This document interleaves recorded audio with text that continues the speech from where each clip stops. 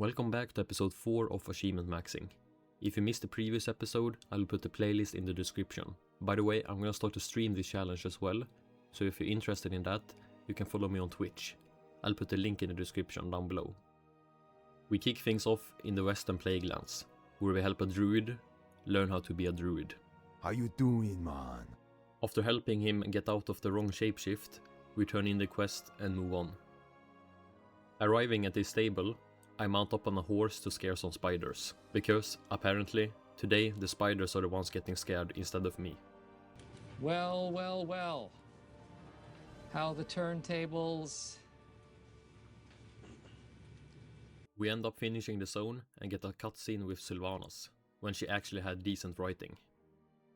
After that, I headed over to the eastern Plaguelands, where the entire storyline revolves around this caravan, which takes you across the zone. We eventually reach Light's Hope Chapel, where we come across a new reputation, the Argent Dawn. You get to Revered if you complete the zone, but after that you stop earning reputation, and the only way you can get to Exalted is by doing 2 daily quests that this guy gives you, where you have to go into Stratholme and Skolamons and kill and collect a few things. Although you will get around 3000 reputation for every quest, so I only have to do this a few times to get to Exalted. Anyway, we keep going and get the zone quest achievement as well as the exploration one. I also had to go back a few days later because I missed an achievement where you had to recruit everyone for the caravan, so I did that and got the full caravan achievement as well. While I was in the eastern Plaguelands, I also went over and cleared Stratholme and got the achievement for doing that. There's also a mount that drops here called Rivendare's Death Charger, but I didn't get that because it has a low drop rate. While clearing Stratholme, I also got a feeling and decided just to clear all the remaining dungeons in Classic. So that's what I did.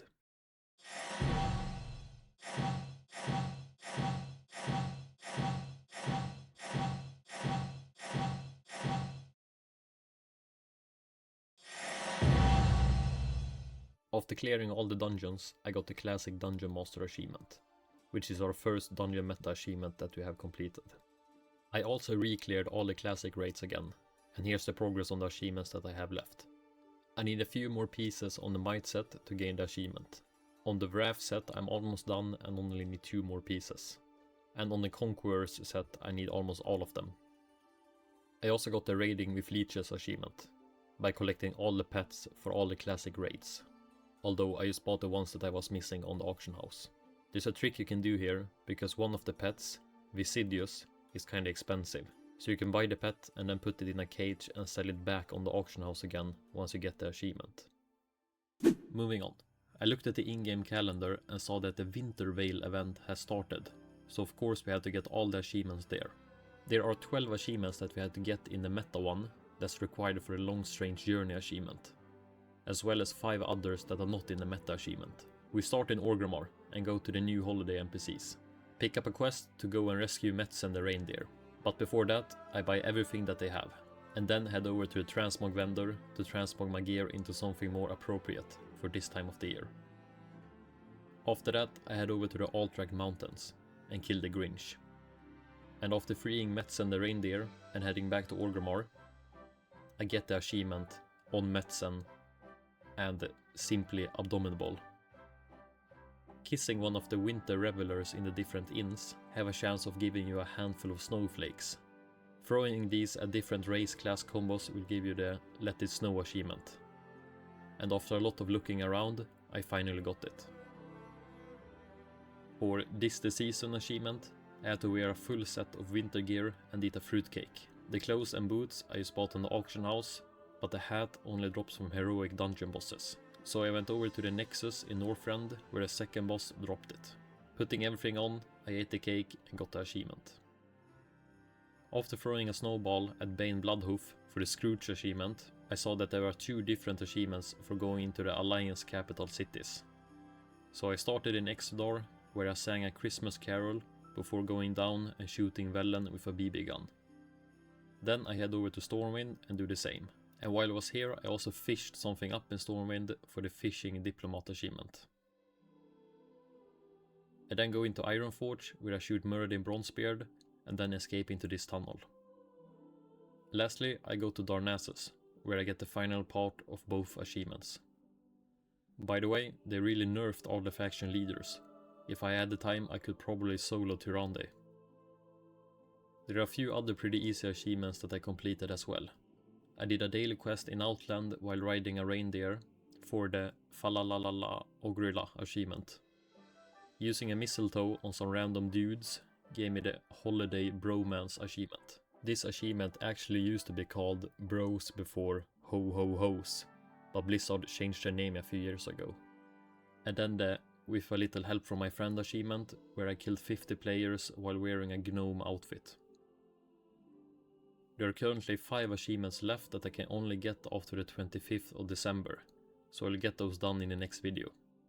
Other than that, I got all the achievements that you can get from this holiday event, but one of them took me on a longer journey than I expected. Iron Armada, where you need to collect all the Crashing Thrashing toys. Now, 3 of these drop some rares, but I just bought them on the auction house for pretty cheap. One of them you can only get after the 25th of December, and you get it for free. But the last one you can buy on the auction house, but I did not want to spend 10,000 gold on it. So I decided to get them myself, and the only way to do that was to get a level 3 garrison in the Warlords of Draenor expansion and complete a holiday quest there. So that's where I went.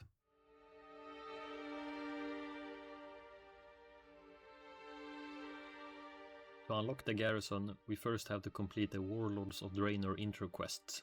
I talk to Khadgar and he sends us on a mission to close the dark portal. After confronting Gul'dan and destroying his spell, the portal shuts down. I then follow Khadgar through the closed portal, complete a few more quests, and after blowing up this building with gunpowder, we head over and destroy the dark portal before escaping on a boat that takes us to Frostfire Ridge. Once we arrive in Frostfire Ridge, we build a garrison right away. And after questing a bit in this area, I managed to upgrade the garrison to level 2 as well. But to reach a level 3 garrison, I need 5,000 gold and 2,000 garrison resources. I already have the gold, but to get the resources, I went out and killed a bunch of rares across Draenor. While doing that, I picked up a few new pets and some mounts as well. I killed this wolf, which dropped the Garn Night Owl mount. While killing rares in Shadowmoon Valley, I got the Swift Breeze-Strider from one of them. And in Gorgron, I found Poundfist, who dropped the Sunhide Gronling. By the way, here's the mount progress so far. We're now up to 37 mounts and 112 pets.